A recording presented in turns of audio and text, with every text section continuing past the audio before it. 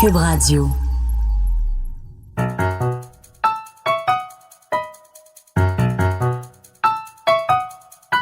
Ici Mathieu Bock-Côté et bienvenue aux Idées mènent le monde.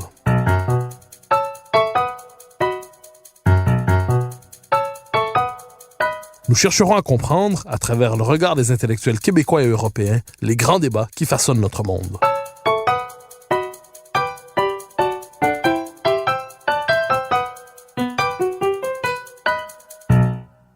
On a l'habitude d'assimiler de manière un peu rituelle la philosophie à l'amour de la sagesse. Il permettrait de méditer sur le monde, de l'éclairer et de mieux le comprendre. Nul ne contestera que ce soit souvent le cas. Mais qu'arrive-t-il lorsque la philosophie devient folle? C'est la question posée par Jean-François Bronstein dans un livre essentiel, Quand la philosophie devient folle, paru en 2018 chez Grasset. Il se questionne sur les élucubrations de la théorie du genre, sur l'anti-humanisme qui accompagne trop souvent la cause animaliste, et sur son rapport de plus en plus trouble à la mort.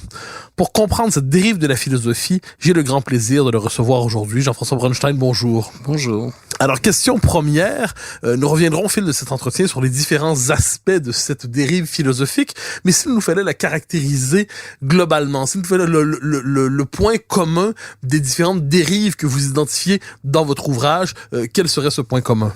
Il me semble que derrière les trois sujets que j'ai choisi de traiter, c'est-à-dire la question du genre, la question des animaux et la question de l'euthanasie, il y a un point commun qui est tout à fait évident. D'abord, il y a un point commun, je dirais, factuel, c'est-à-dire que ce sont des disciplines politiquement correctes qui traitent de ces questions, et donc il n'est pas possible d'être en désaccord. Et donc ce sont des disciplines sans discussion, c'est-à-dire pour des disciplines universitaires, c'est quelque chose de évidemment tout à fait négatif. Mais le point commun, c'est, me semble-t-il, l'idée d'un effacement des limites. L'idée, j'ai failli intituler mon livre de cette sorte, l'effacement des limites, ça veut dire que selon ces nouvelles idéologies, alors bon, je sais pas si les qualifier de philosophie, c'est évidemment quelque chose qui pose problème, mais derrière ces idéologies, il y a effectivement l'idée qu'il n'y a pas de différence du tout entre l'homme et la femme, que l'animal et l'homme c'est exactement pareil, et que la mort n'est plus une question tragique, c'est juste une question technique. Et donc il me semble que derrière tout cela, il y a la volonté d'unifier toute chose, de penser que tout glisse, qu'il n'y a pas de limite.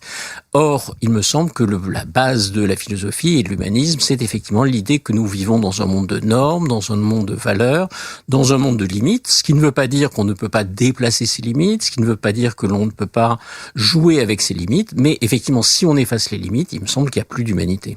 Alors, la question des limites est centrale.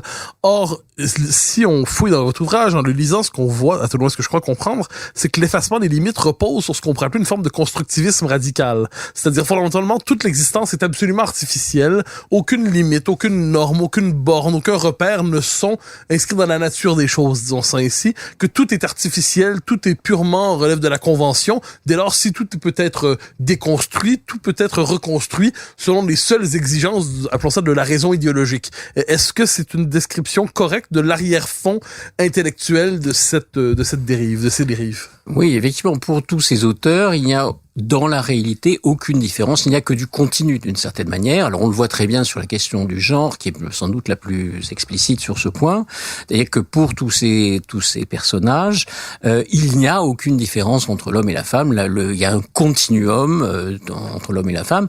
À partir des cas ultra rarissimes d'hermaphrodisme vrai, on va dire que l'homme et la femme, c'est au choix, et que la sexualité, c'est uniquement de la culture. Alors, ça ne veut pas dire du tout, bien sûr, que la sexualité, c'est pas aussi de la culture, mais pour ces idéologues, effectivement, il y a l'idée que le genre, c'est ce que l'on choisit, c'est au choix, c'est ce que l'on construit, et donc il n'y a pas d'homme et il n'y a pas de femme.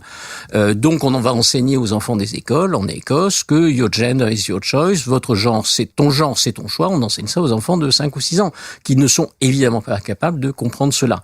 Même chose pour l'animal, etc. Et de ce point de vue-là, vous avez tout à fait raison de dire que l'idée, c'est qu'on se construit d'une manière tout à fait abstraite. Nous ne sommes que des consciences.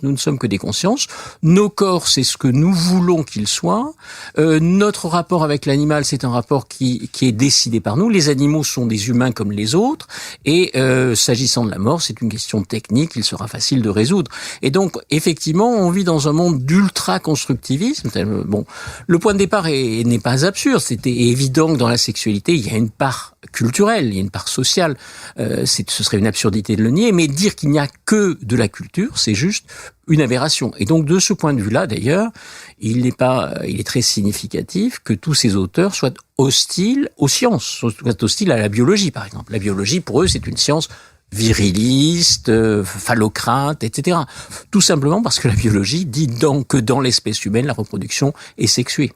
Alors justement, vous évoquez notamment, il y a une figure dans le livre, Judith Butler, qui est une critique littéraire, une théoricienne littéraire qui passe pour philosophe de plus en plus dans le monde anglo-saxon, et peut-être même aussi dans le monde francophone, qui réussit à s'imposer. Et vous notez, avec une critique très fine, que sa philosophie, pour le dire ainsi, est assez confuse.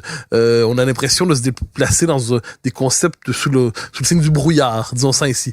Or, c'est une philosophie c'est une philosophe, en fait, qui est parvenue à s'imposer, qui est devenue une figure de référence, comme appelons ça la Marx des queer studies, une figure de référence. Donc, comment expliquez-vous néanmoins presque l'effet d'hypnose, ou à tout le moins l'intérêt immense suscité par une philosophe comme Judith Butler, qui, sur les campus nord-américains, s'impose véritablement comme une philosophe de référence, presque une incontournable de la pensée politique contemporaine? Oui, alors c'est un phénomène tout à fait étonnant, et pour avoir écouté quelquefois des conférences de Judith Butler, le terme que vous avez choisi, d'hypnose, est tout à fait exact. C'est-à-dire que ce sont des discours extrêmement complexes, extrêmement difficiles, mais très très attirants, parce que justement par leur complexité, on est pris, et par le ton aussi, la qualité du discours de Judith Butler, il y a un effet effectivement d'hypnose. Moins on comprend, mieux on s'engouffre dans cette histoire. Ce que l'on comprend en général, et ce qui fait que Butler est effectivement un personnage extrêmement important, qui change le monde. C'est ça le problème de tous ces auteurs, c'est que c'est pas des philosophes en chambre, c'est que leurs idées sortent ensuite dans le monde. Pour Butler, non seulement il n'y a pas de masculin et de féminin, mais il n'y a pas non plus de corps. Rien n'existe. Le corps n'existe pas. Alors elle a écrit plusieurs ouvrages qui s'appellent Des corps qui comptent, ou effectivement de défaire le genre, etc. Où elle explique que le corps, elle n'arrive pas à penser ce que c'est. Alors il faut se rappeler que c'était quand même une spécialiste de Hegel dans sa jeunesse, et que cette vision extrêmement abstraite, c'est effectivement les corps pour elle, ce sont juste des discours et des pouvoirs. Le problème, alors elle se réfère soi-disant à Foucault, sauf que Foucault a écrit des livres où justement il fait l'histoire de la médecine et où il dit que le corps, c'est une pierre noire, on ne peut pas se passer du corps. Alors pourquoi ça marche ? Je dirais que ça marche pour les mêmes raisons que le transhumanisme, c'est-à-dire l'idée que on pourrait très bien se passer de corps et que nous sommes finalement des consciences. Et c'est ça l'idée. Il est d'ailleurs assez curieux de voir que des auteurs comme Haraway, par exemple, sont à la fois gender, transhumaniste, animaliste, parce que pour elle, il n'y a que des consciences qui comptent. Alors, ce qui est bizarre aussi, c'est que elle fait référence à sa formation chrétienne, et donc c'est vraiment des idées chrétiennes devenues folles dans ce cas-là. Alors, vous dites la philosophie devenue folle, des idées chrétiennes devenues folles. Est-ce qu'on pourrait dire aussi la modernité devenue folle? C'est-à-dire l'idée d'autodétermination, le fantasme de l'auto-engendrement, d'une société qui serait absolument autoproduite, autoréférentielle, absolument transparente à elle-même, capable d'avoir absolument plastique, une forme de plasticité intégrale, je veux dire, capable d'être soumise à toutes les manipulations idéologiques. Est-ce que c'est pas le point d'aboutissement d'une certaine dérive de la modernité qui se veut un individu absolument autofondé, et n'ayant, vous dites, aucune limite, et n'ayant aucune filiation, et devenant lui-même son propre Dieu, son propre créateur? Oui, alors de ce point de vue-là, on peut penser que c'est effectivement une espèce de dérive, un Tocqueville devenu fou, d'une certaine manière, avec un individu autosuffisant qui va décider de lui-même, de ce qu'est son genre, de ce qu'est son rapport à l'animal, de ce qu'est sa mort, etc. Et alors, je dirais que, est-ce que c'est ça la modernité, ou est-ce que c'est une dérive de la modernité? Moi, il me semble que la modernité à laquelle je me réfère, et à laquelle je suis fidèle, si je puis dire, c'est une modernité qui est celle des Lumières, qui fait appel à la science, à la notion de vérité, à la notion de réalité aussi. C'est-à-dire que dire que le sexe n'existe pas, que masculin et féminin ça n'existe pas dans l'espèce humaine, c'est juste absurde, puisque effectivement la reproduction, les biologistes savent bien qu'il y a une différence de ce point de vue-là. Alors c'est assez curieux d'ailleurs de voir à quel point tous ces auteurs au fond se moquent de ce que savent les spécialistes de ces disciplines. C'est-à-dire que par exemple dire que le genre c'est au choix, les psychiatres américains notamment qui sont confrontés à cette question depuis longtemps savent bien que c'est pas si simple que ça et que ça a des conséquences. En 4 ans, je voyais que ça a augmenté de 17 000% le taux. Bon, c'est juste une blague. Donc, il y a cette question-là. S'agissant des droits des animaux, l'idée que les animaux ont des droits, tous les juristes, ou la plupart des juristes, l'immense majorité des juristes vous diront que c'est pas si simple que ça. Ça pose des problèmes énormes aux droits. Et s'agissant de la légalisation de l'euthanasie, je dirais qu'une très grande majorité des médecins pensent qu'il ne faut pas légaliser l'euthanasie, que l'euthanasie, évidemment, c'est quelque chose que la médecine connaît depuis l'origine de la médecine et qu'elle pratique dans des conditions tout à fait humaines, au cas par cas. En revanche, ils ne sont pas favorables à la légalisation de l'euthanasie. Donc je dirais que c'est effectivement une modernité folle au sens où elle ignore la science, où elle ignore les disciplines et elle fait des tests sur n'importe quoi. Et donc le principe de précaution dont on se gargarise par ailleurs, là il y a zéro principe de précaution pour enseigner aux enfants du primaire que leur genre est au choix, pour enseigner que l'animal et l'homme c'est pareil, etc. C'est des choses qui ont des conséquences à mon avis. C'est ça le problème. Alors vous êtes revenu à 2 reprises sur cette idée qu'il y a une forme de refus de la science dans le cas de la théorie du genre, mais plus largement on y reviendra sur les 2 autres aspects de votre livre. Pourtant, le paradoxe, me semble-t-il, c'est que plusieurs de ces philosophes font une critique de la science tout en prétendant elles-mêmes être dans l'esprit scientifique à certains égards. Vont nous dire que la biologie véritablement bien comprise nous enseigne que. Elles prétendent créer une science adaptée aux grands commandements idéologiques qu'ils prescrivent aux sociétés humaines. C'est-à-dire, elles se disent scientifiques à condition que la science a été remodelée sur le mode néo-soviétique. Oui, il faut absolument remodeler la science. Alors c'est très significatif que le premier quand le genre a d'abord été enseigné en France dans les lycées, c'est dans les cours de biologie et sous le ministère de Luc Châtel, qui était pourtant sarkozyste, avec l'idée qu'au fond c'est là qu'il faut porter le fer, c'est-à-dire qu'il faut se battre pour que la biologie se transforme. Sauf que c'est pas comme ça. Mais alors effectivement, le Lysenko, on y pense tout à fait. Lorsque par exemple un des disciples français de Butler explique que il faut se débarrasser de la vieille biologie phallocratique pour la remplacer par une biologie gynocratique, homosexiste, etc. Bon, c'est juste n'importe quoi. Et moi je dirais que c'est ça qui est choquant. Alors de ce point de vue-là, on peut penser à une féministe historique, et Camille Paglia, qui, elle, s'est moquée largement de ces auteurs en disant elles ne connaissent rien à la biologie et elles essaient de nous dire ce que doit être la biologie de manière tout à fait arbitraire. Et donc, je pense qu'il y a effectivement de ce point de vue-là une tentative de prendre pied dans la science. Alors, ce qui est très étrange et ce que j'ai appris à la lecture de mon livre, c'est que moi, je pensais que c'était uniquement dans les départements de sciences humaines que cela sévissait. Et il y a plusieurs collègues médecins, biologistes, qui me disent votre livre est salutaire parce que nous, on commence à voir ce genre de choses. On commence à, effectivement, dans les revues scientifiques américaines, par exemple, maintenant, il y a une pression extraordinaire pour faire place à un point de vue genré dans le New England Journal of Medicine, dans les grandes revues scientifiques américaines ou anglo-saxonnes. C'est quelque chose de très, très choquant. Et notamment, un collègue cancérologue me dit, je perds mon temps à aller à des séances, des semaines de sensibilisation sur le genre, alors qu'il se bat contre le cancer. Bon, je pense qu'il y a effectivement... Alors bon, je dirais si ça se limitait au département de sciences humaines, ils en ont vu d'autres, si je puis dire. Mais je pense que c'est vraiment quelque chose qui a une volonté d'extension. Et donc, il y a même un bouquin qui s'appelle MDPC, docteur en médecine politiquement correcte, où on voit que ce politiquement correct tend aussi à envahir les études de médecine avec des choses totalement absurdes. Alors, vous avez utilisé, tantôt, vous avez fait référence à l'humanisme comme principe, comme boussole, pourrait-on dire, pour s'orienter dans la modernité.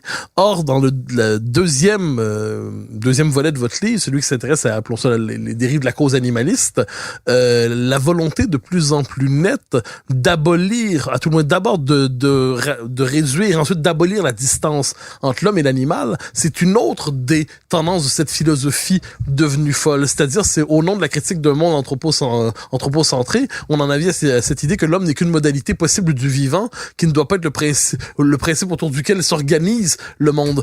Comment comprendre encore une fois cette volonté d'abolir la distinction, la distance entre les différentes facettes du vivant et entre l'homme et l'animal? Alors là, c'est effectivement quelque chose aussi de très significatif, s'agissant de l'humanisme, puisque on va partir d'un point de vue scientifique qui est tout à fait évident. Il est clair que je suis darwinien, comme tout le monde est aujourd'hui darwinien. La biologie, effectivement, nous sommes des animaux à certains égards. Mais ce que ne veulent pas voir ces auteurs, c'est que nous ne sommes plus des animaux en même temps. Nous avons été des animaux, mais nous ne sommes plus des animaux. La preuve en étant effectivement que nous sommes des animaux qui avons charge des animaux. Alors on les maltraite ou on les traite bien, ça c'est notre responsabilité, mais effectivement nous sommes sortis du monde darwinien, de la lutte pour la vie, etc. Et donc il y a vraiment chez ces auteurs l'idée que nous sommes encore toujours des animaux, avec des conséquences dont on parlera peut-être, qui sont tout à fait catastrophiques et qui sont ultra choquantes, mais l'idée c'est effectivement de nous réintégrer complètement dans la nature et de d'effacer cette notion d'humanité. Alors ce qui est assez étonnant là aussi, pour rejoindre la question du transhumanisme, chez une auteure comme Haraway par exemple, il y a l'idée que nous devons donc avoir des relations sexuelles avec les animaux parce que ce serait un moyen de dépasser la barrière des espèces, donc c'est une vision cosmique, il faut essayer de changer la barrière des espèces, et de l'autre côté, nous devons nous mélanger avec les machines, les fameux cyborgs dont Haraway est la grande inventeur d'une certaine manière, et de ce point de vue-là, il y a l'idée qu'il faut effacer l'idée même de l'homme. Alors, ça conduit, alors comment expliquer ça? Je dirais qu'il y a un aspect très, très significatif chez Haraway, dans ses derniers textes, elle propose ce qu'elle appelle le compostisme. Il faut non seulement se mélanger aux animaux, mais il faut se mélanger aux éléments, à la terre, aux éléments les plus basiques, sous prétexte que homo, ça renverrait non pas l'humanisme, ça renvoie non pas à homo, l'homme blanc phallique occidental, qu'elle affuble de tous ses traits, mais à humus, la terre. Et donc il y a vraiment une volonté comme ça de retour à l'inorganique. Et alors bon, on peut diagnostiquer ça comme une espèce de profonde dépression occidentale. Moi, il me semble que c'est tout à fait ça. Bon, et en général, j'ai tendance à lui répondre, si elle veut retourner à l'inorganique, à la terre, qu'elle prenne patience, comme nous tous, on va finir dans la terre aussi. Bon. Mais pour elle, vraiment, il y a l'idée qu'il faut effacer ça. Et c'est assez curieux, parce que souvent, derrière cet amour prétendu des animaux, il y a surtout une haine de l'humanité ou un dégoût de l'humanité. Ce dégoût de l'humanité, cette espèce de volonté de nier la distinction entre l'homme et l'animal, on le trouve notamment chez un autre auteur à qui vous accordez bonne place dans votre ouvrage, c'est Peter Singer, qui est très présent, à tout le moins sur les campus nord-américains en philosophie. Son manuel d'éthique, question d'éthique contemporaine, je crois, est lu par les étudiants de base à la manière d'un mode d'entrée privilégié dans les grandes questions éthiques contemporaines. Or, Seigneur, une bonne partie de son engagement repose justement sur cette négation de la distinction entre l'homme et l'animal, au point même où il nous dira quelquefois que la valeur d'un bambin, la valeur humaine d'un bambin est à peu près neutre, pour ne pas dire presque négative. On pourrait en finir avec lui sans qu'il y ait un enjeu moral significatif. Si vous deviez résumer en quelques mots les grands traits de la pensée de Peter Singer et les aspects problématiques de sa pensée, comment le présenteriez-vous? Bien, Singer réfléchit non pas en termes d'humain ou de vie humaine réussie. Par exemple, dans le livre dont vous parlez, question d'éthique pratique, tous les chapitres, c'est comment peut-on tuer les embryons, peut-on tuer les enfants, doit-on tuer, comment tuer, etc. C'est pas un traité de la vie bonne, c'est un traité de comment tuer. Hein. Ça, c'est le problème. Et donc, il se pose la question en termes de quantité de souffrance. Et donc, selon lui, un animal conscient, doté de projets, doté de langage, etc., a une vie qui a plus de valeur que celle d'un humain handicapé, dans le coma, dans un état végétatif chronique, etc. Et il se sert de ce qu'il appelle cet argument des cas non paradigmatiques.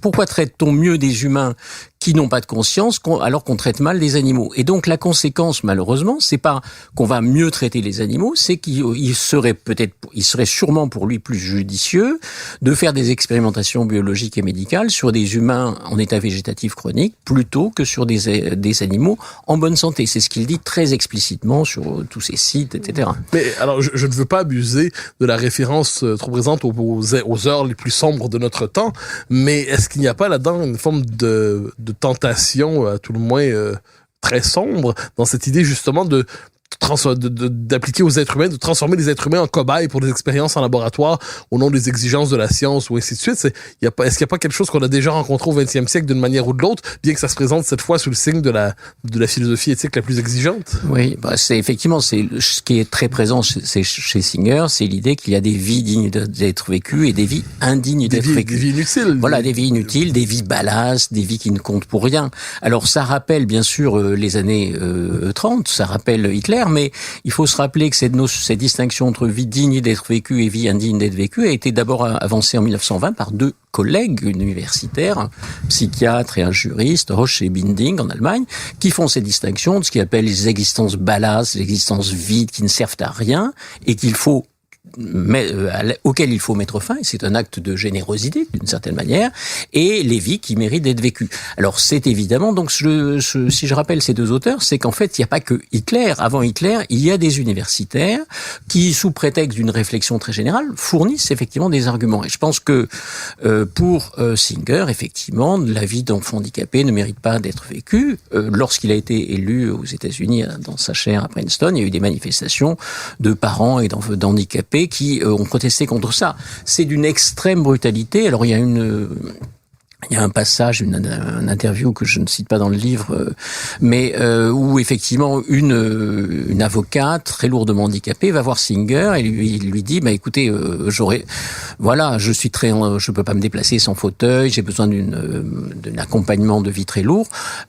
Est-ce que vous pensez que j'aurais dû être tué? Et Singer lui répond oui, bien sûr. Alors que elle-même était très heureuse de sa vie dans les modalités qui sont les siennes. Mais effectivement, oser dire à quelqu'un comme ça en face, dans son bureau de Princeton, vous auriez dû mourir, alors que elle a une vie relativement satisfaisante, c'est effectivement, à mon avis, l'équivalent du nazisme.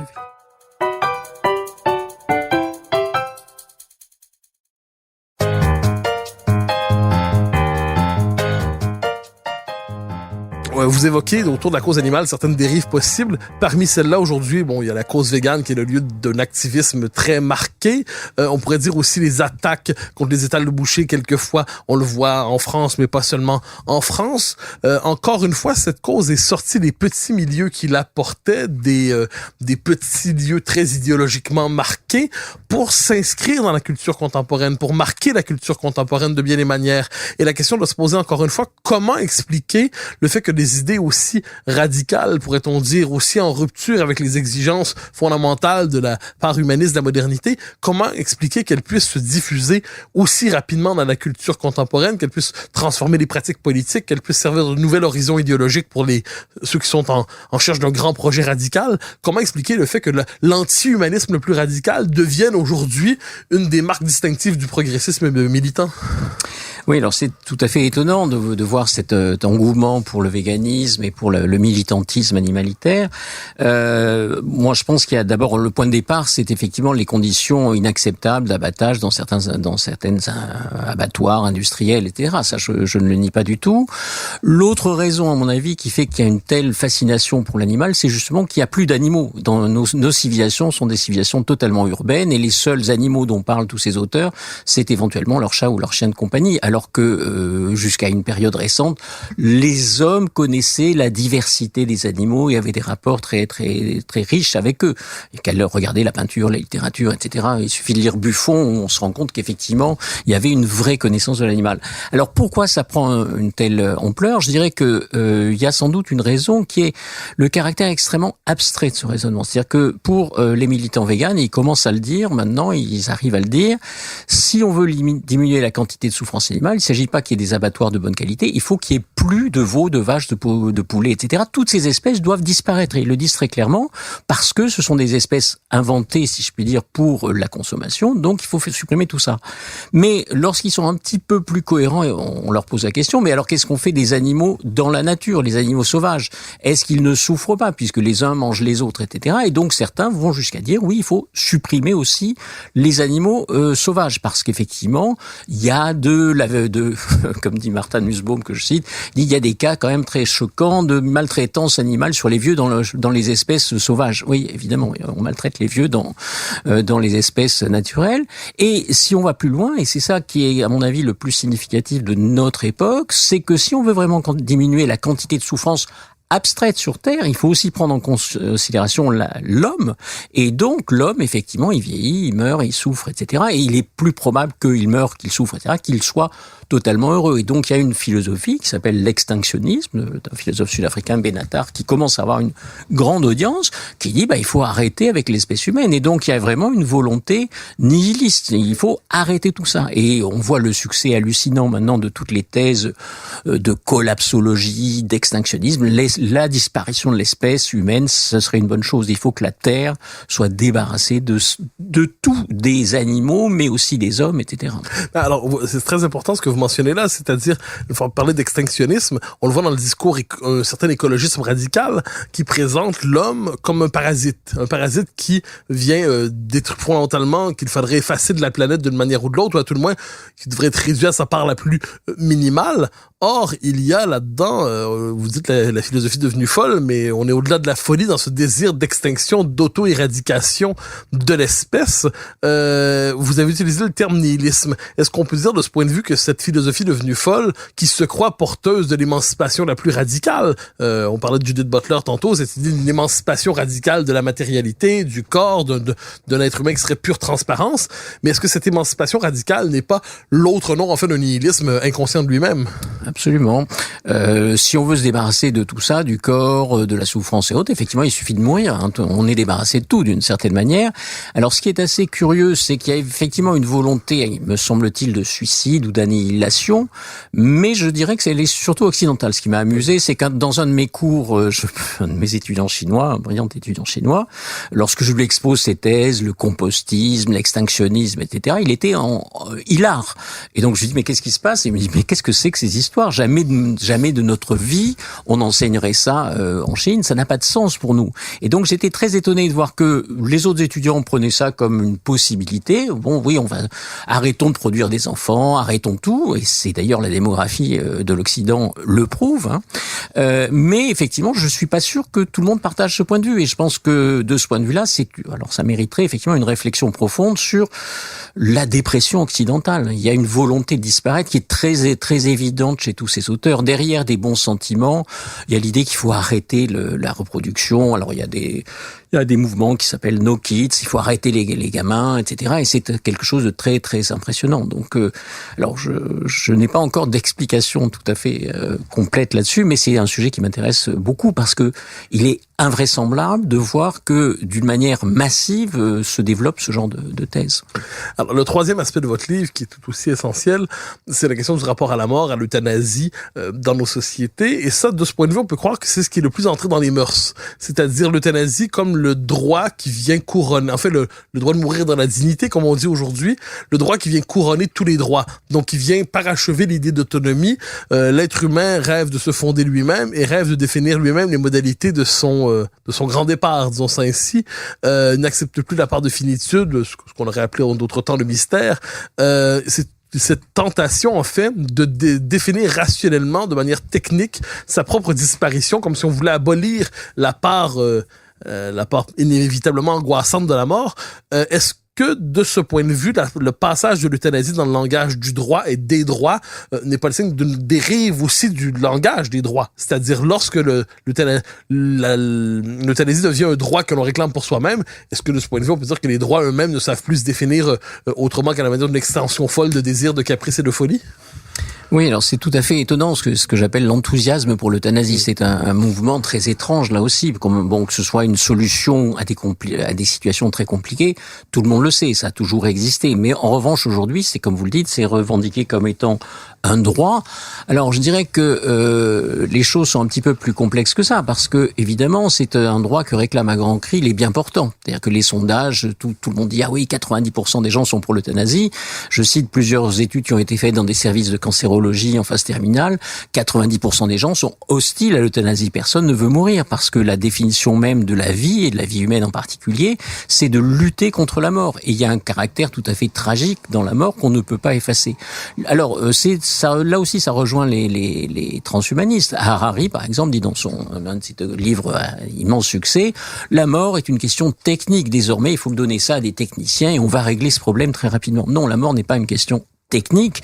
L'immortalité que prétendent nous vendre les GAFA est quelque chose qui est tout à fait pas du tout d'actualité. On va toujours mourir. Et donc, de ce point de vue-là, cette idée qu'on va pouvoir choisir soi-même sa mort d'une manière tout à fait libre est une idée absurde. Et de toute façon, ça dérape très rapidement sur l'idée d'une légalisation. C'est-à-dire l'idée qu'il y a des vies qui méritent d'être vécues, des vies qui ne méritent pas d'être vécues. qui sommes-nous pour en décider? Et donc, de ce point de vue-là, moi, je suis tout à fait fidèle à l'enseignement de Canguilhem, qui fut mon maître, l'idée qu'effectivement, l'euthanasie, c'est quelque chose que les médecins savent faire en accord avec les familles, les patients, l'ensemble étant suffisamment civilisé, humain, cultivé pour arriver à des solutions acceptables.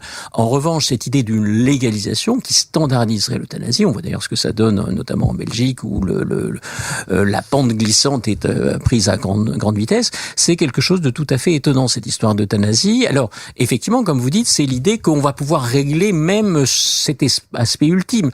Et même, il faut aller au-delà, puisqu'il y a l'idée qu'aussi, il faudrait, puisque la mort, c'est quelque chose de négatif, il faut plus rien voir. Et donc, il faut supprimer les cadavres. C'est la fameuse histoire de la crémation. Une forme d'hygiénisme radical. Il faut effectivement qu'il ne reste plus rien. Et effectivement, il faut qu'il y ait de la poussière. Et donc, Houellebecq dit quelque part que c'est effectivement, nous sommes la première société à maltraiter de cette manière nos morts.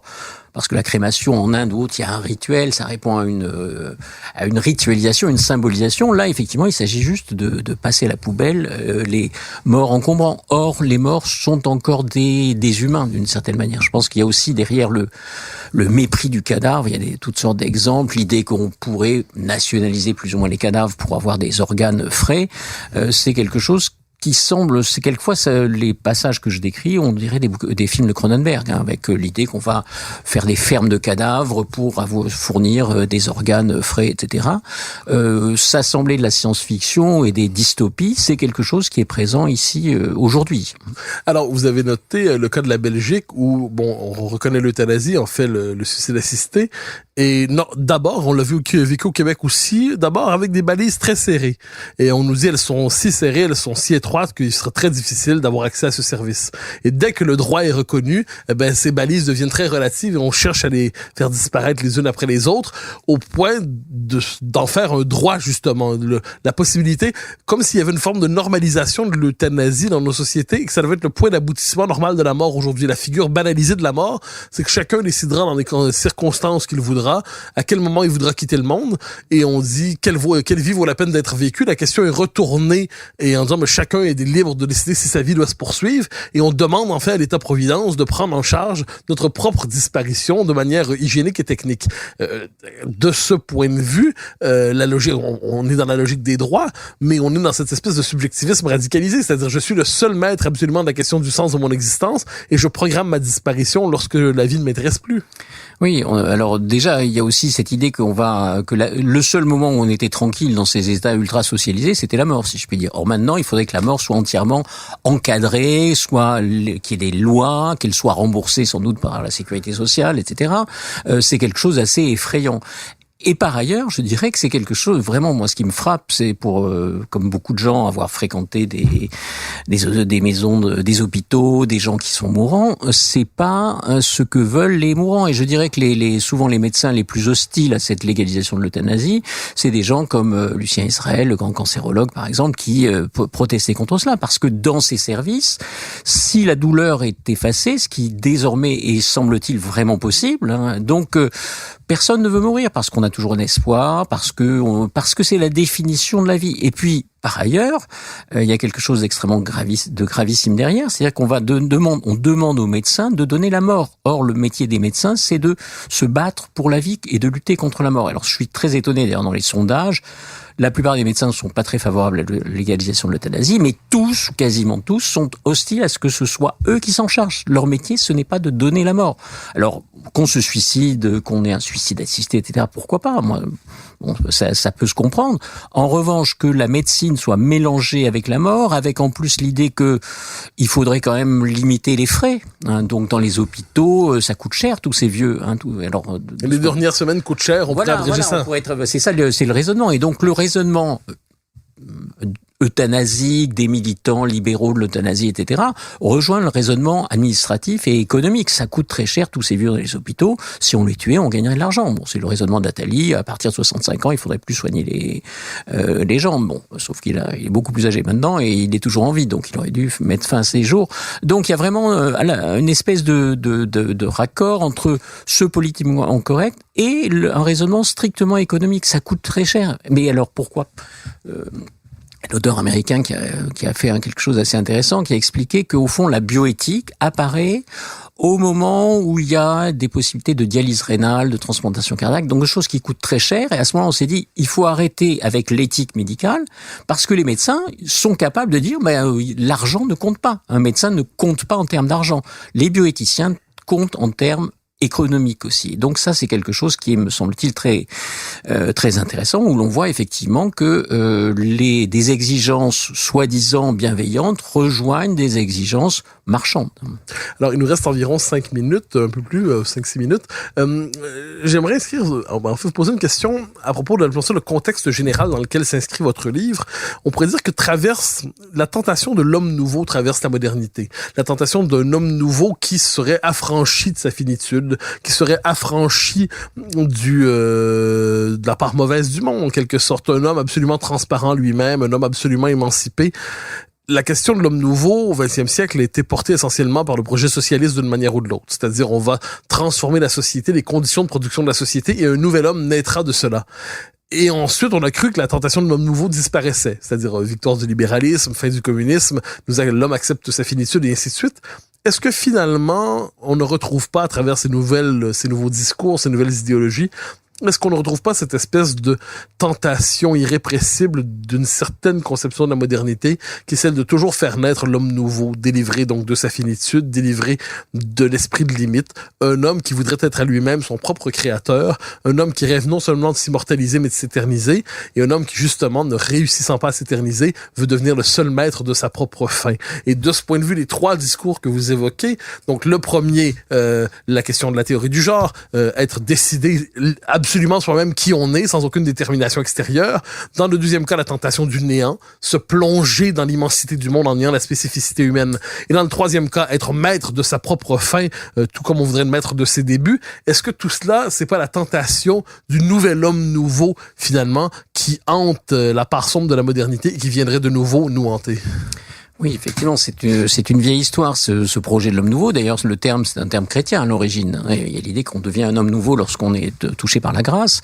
Mais les matérialisations de cet homme nouveau, ce sont effectivement les utopies du 19e siècle, dénoncées par Mary Shelley dans Frankenstein, par exemple, ou Auguste Comte, qui a le même type d'idée. Et surtout les utopies politiques totalitaires du XXe siècle, fascisme et communisme, qui toutes deux veulent exactement la même chose, et d'ailleurs qui retrouvent certaines des thèses que l'on voit sur le rapport entre l'homme et l'animal, sur effectivement la mort de la mort, effectivement l'immortalisme, le mausolée de Lénine qu'on garde pour l'éternité. Alors simplement c'est le retour de cette notion d'homme nouveau, sauf que c'est un homme nouveau soi-disant individuel. Chacun décide d'être à soi-même son homme nouveau et de se fabriquer à volonté. Et c'est l'idée que c'est tout de suite. Alors qu'effectivement, il me semble que dans les utopies anciennes, c'était quand même des utopies. Il y avait quand même chez Staline, même chez Mussolini, l'idée que on va essayer d'arriver vers cet homme nouveau. C'est une espèce de discours de vente. C'est un discours de propagande.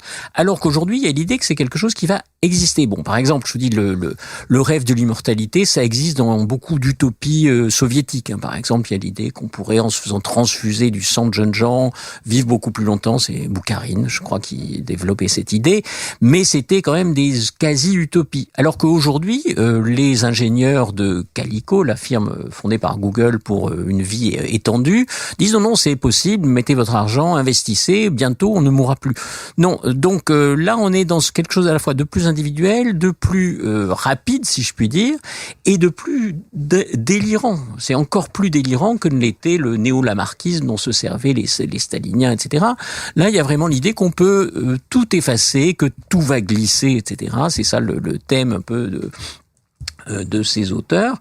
Il me semble qu'effectivement c'est très très grave, d'autant plus que c'est présenté comme des choses extrêmement positives et toutes simples. C'est tout simple. Pourquoi encore il y a toujours ces bons sentiments qui sont derrière. Pourquoi mal se conduire avec les animaux? Bon, supprimons les animaux, ça ira mieux. Pourquoi distinguer entre l'homme et la femme?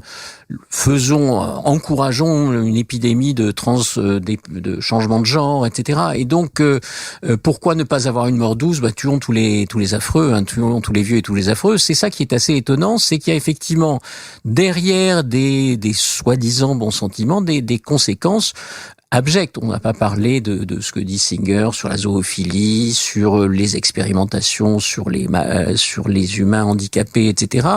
C'est quelque chose de très choquant. Ou à propos de genre, l'idée que son corps peut être modelé à l'infini, c'est très très grave. Enfin, quelqu'un comme Monet dit on peut très bien se faire amputer d'un bras qui ne vous convient pas, parce que seul compte la conscience. Et donc ce sont des consciences totalement abstraites, totalement individuelles.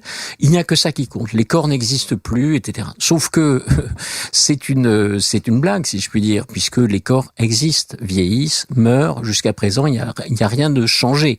Alors, on peut essayer de transformer à l'infini, par exemple, la procréation. On peut essayer d'arriver à des procréations de plus en plus bizarres. Néanmoins, il faut quand même toujours un gamète mâle et féminin. Donc, c'est quelque chose je dirais, d'ironique. On pourrait prendre ça comme une blague, mais le problème, c'est que cette blague transforme les mentalités jusqu'à ce que l'on exige effectivement de mourir de telle manière, de se transformer sexuellement de telle manière, ou de se unir aux animaux de telle ou telle manière. C'est juste c'est une mauvaise blague, disons. Alors, dernière question, qui rejoint évidemment le sens de votre livre. Nous, devant ces tendances, ces idéologies, on constate qu'elles se déploient avec une force remarquable. On a quelquefois l'impression que c'est inarrêtable, qu'elles s'emparent de la culture. Or, sur quel fondement philosophique, d'après vous, doit-on s'asseoir pour être capable de riposter intellectuellement, philosophiquement à ce discours? Je devine que les catholiques font référence à la matrice anthropologique du catholicisme, qui peut être universalisée, mais qui en a moins ses limites par sa dimension religieuse.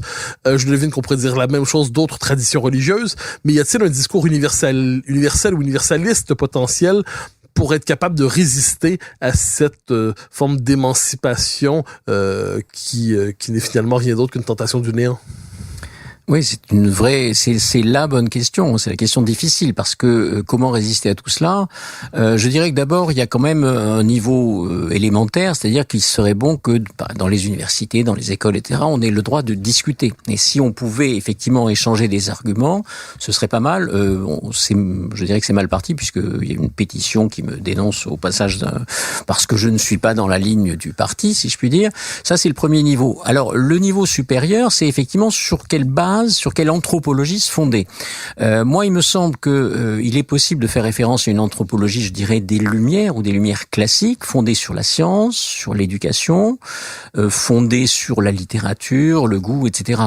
Alors, évidemment, c'est vrai que je me sens un petit peu seul de ce point de vue-là, et peut-être que effectivement cette idéologie, cette philosophie des Lumières ne fonctionnait peut-être au fond que parce qu'il y avait un arrière-fond chrétien d'une certaine manière, et que effectivement, si on enlève cet arrière-fond, on n'arrive plus à penser d'une manière correcte. Et effectivement, c'est ça qui est une vraie question. C'est-à-dire, est-ce que l'humanisme des Lumières peut subsister aujourd'hui, ou est-ce qu'on est au bout? Et est-ce que finalement un humanisme qui se fonde uniquement sur lui-même est destiné à se casser la figure? Alors, c'est un peu le point de vue de Rémi Brague, par exemple, dans ses livres, notamment Des encres dans le ciel.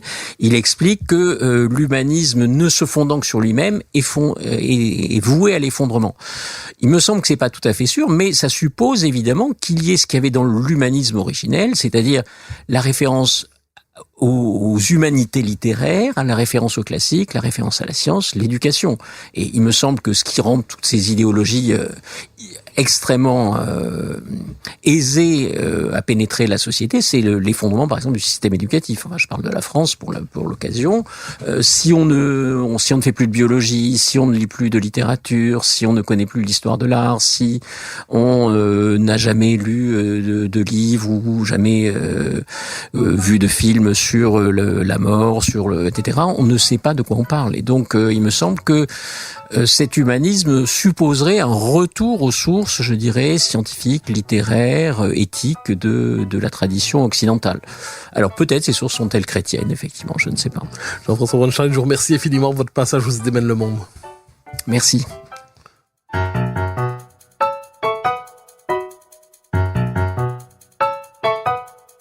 Chers auditeurs des Idées mènent le monde, vous pouvez faire connaître le balado sur vos réseaux sociaux en partageant les épisodes que vous aimez. Cela nous donne à chaque fois un fier coup de main pour faire découvrir le balado. Ainsi, si vous écoutez sur une autre plateforme que Cube Radio, laissez-nous un commentaire. C'est encore une fois un geste qui nous permet de faire connaître la série au plus grand nombre. Merci à vous d'être à l'écoute. Vous pouvez me suivre sur Twitter et sur Facebook. Vous pouvez également lire mes chroniques chaque mardi, mercredi, jeudi et samedi dans le Journal de Montréal. Et chaque semaine, vous pouvez me suivre à la Joute à TVA. Animation et recherche, Mathieu Bock-Côté. Réalisation, Anne-Sophie Carpentier. Une production Cube Radio.